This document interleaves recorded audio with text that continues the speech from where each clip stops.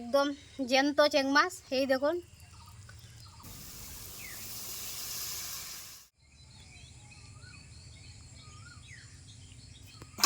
নমস্কার দর্শক বন্ধুরা, আমাদের রান্নাঘরে সবাইকে অনেক অনেক স্বাগত। আবারও আমি চলে আসলাম রান্নাঘরে। আজকে আমি আপনাদের সঙ্গে শেয়ার করব চেং মাছের পোনা। এই দেখুন বন্ধুরা, চেংয়ের পোনা, একদম জ্যান্ত চেং মাছ, এই দেখুন বন্ধুরা।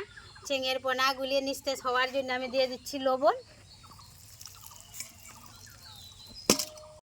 এখন আমি মাছগুলিকে ভালো করে ধুয়ে নেব।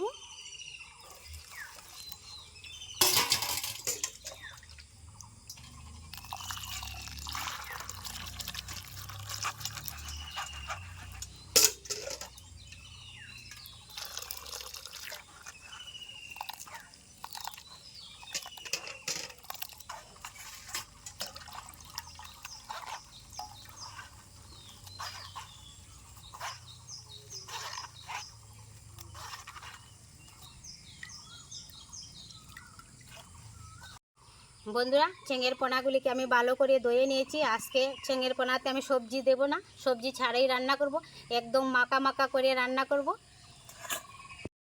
এখন আমি উনুনটা জ্বালিয়ে রান্নাটা শুরু করব।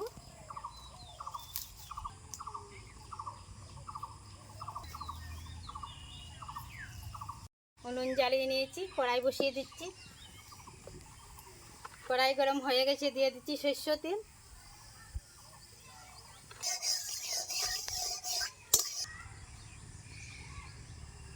তেল গরম হয়ে গেছে, পুরনে দিয়েছি রসুন কুচি, তেজপাতা,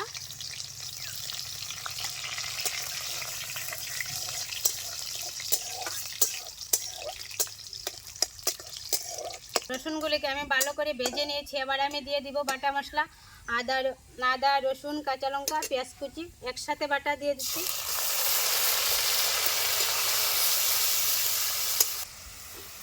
দিয়ে দিচ্ছি টমেটো কুচি।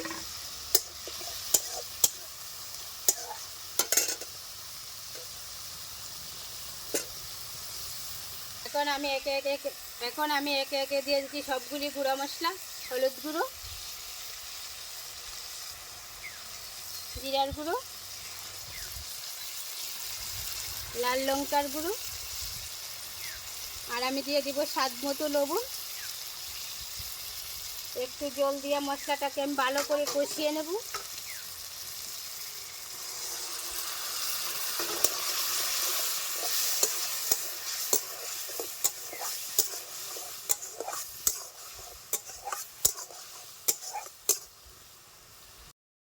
মশলাগুলিকে আমি ভালো করে কষিয়ে নিয়েছি, মশলার উপর দিকে তেলও বেরিয়ে আসছে। এখন আমি দিয়ে দেবো ধুয়ে রাখা চেং মাছের পোনাগুলি।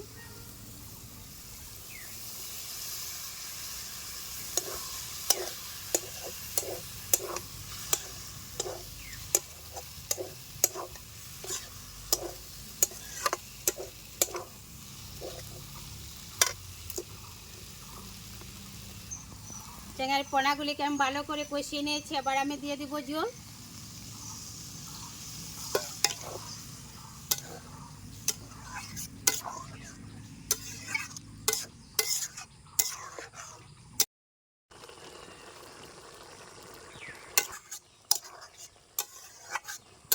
বন্ধুরা, চেং মাছের পোনার রেসিপি হয়ে গেছে। ধনেপাতা কুচি দিয়ে নামিয়ে নিচ্ছি।